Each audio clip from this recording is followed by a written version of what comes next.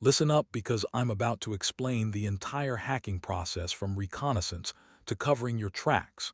Most hacking tutorials spend hours teaching you tools without explaining the actual methodology.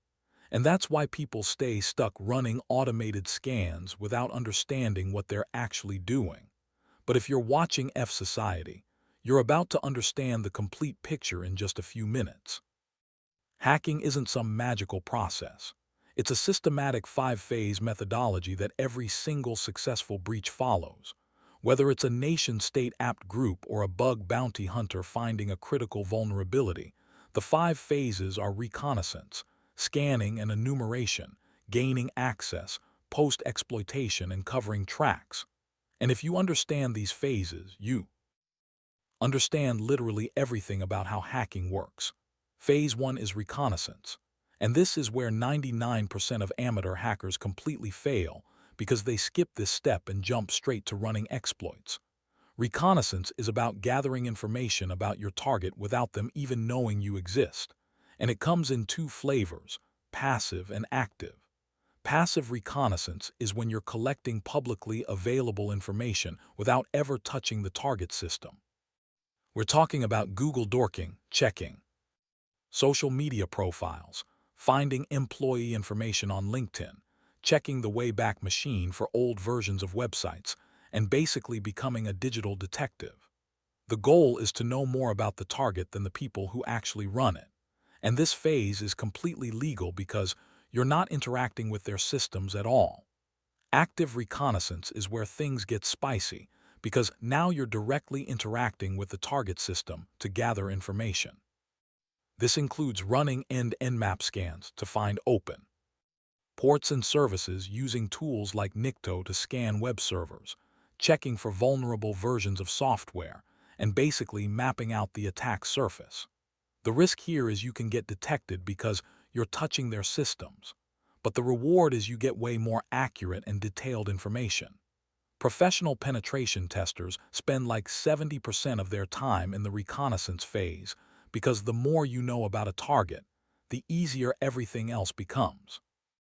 And this is what separates script kiddies from actual hackers. Phase 2 is scanning and enumeration, which is basically taking all that reconnaissance data and turning it into a detailed map of vulnerabilities you can exploit. You're using tools like end-to-end map for port scanning, Burp Suite for web application enumeration, vulnerability scanners to identify known CVs, and basically building a complete picture of the target security posture.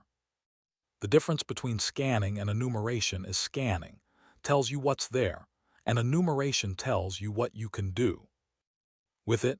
For example, scanning might tell you port 445 is open, but enumeration tells you it's running SMB version whatever with specific misconfigurations that make it exploitable. This phase is where you're building your attack plan and deciding which vulnerabilities are worth exploiting based on impact and ease of exploitation. Phase 3 is gaining access, and this is what everyone thinks hacking is, but it's actually just one phase out of 5. Once you've identified vulnerabilities during enumeration, you exploit them to gain initial access to the system. This could be exploiting a known CVE using Metasploit, running a SQL injection attack with SQL map, exploiting a file upload vulnerability, social engineering someone into clicking a malicious link, or literally any technique that gets you a foothold inside the target network. The key thing to understand is gaining access doesn't mean you own the system.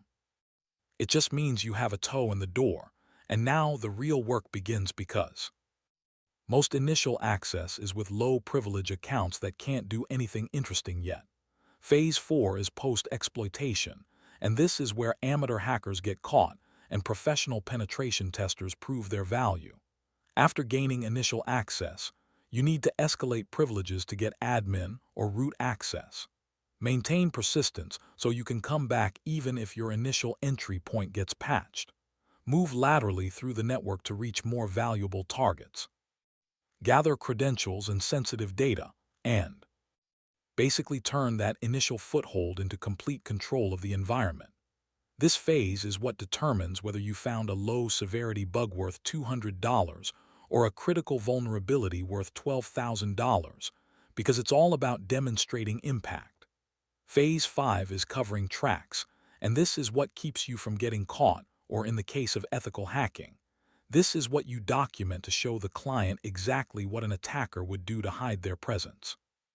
You're clearing logs, deleting uploaded files, removing backdoors, hiding malware using rootkits, modifying timestamps on files, and basically erasing any evidence that you are ever there. In real-world attacks, this phase determines whether the breach gets detected in hours or goes unnoticed for months. And in penetration testing, this phase shows clients how sophisticated attackers operate so they can improve their detection capabilities. If you want to become a hacker, then subscribe to fsociety.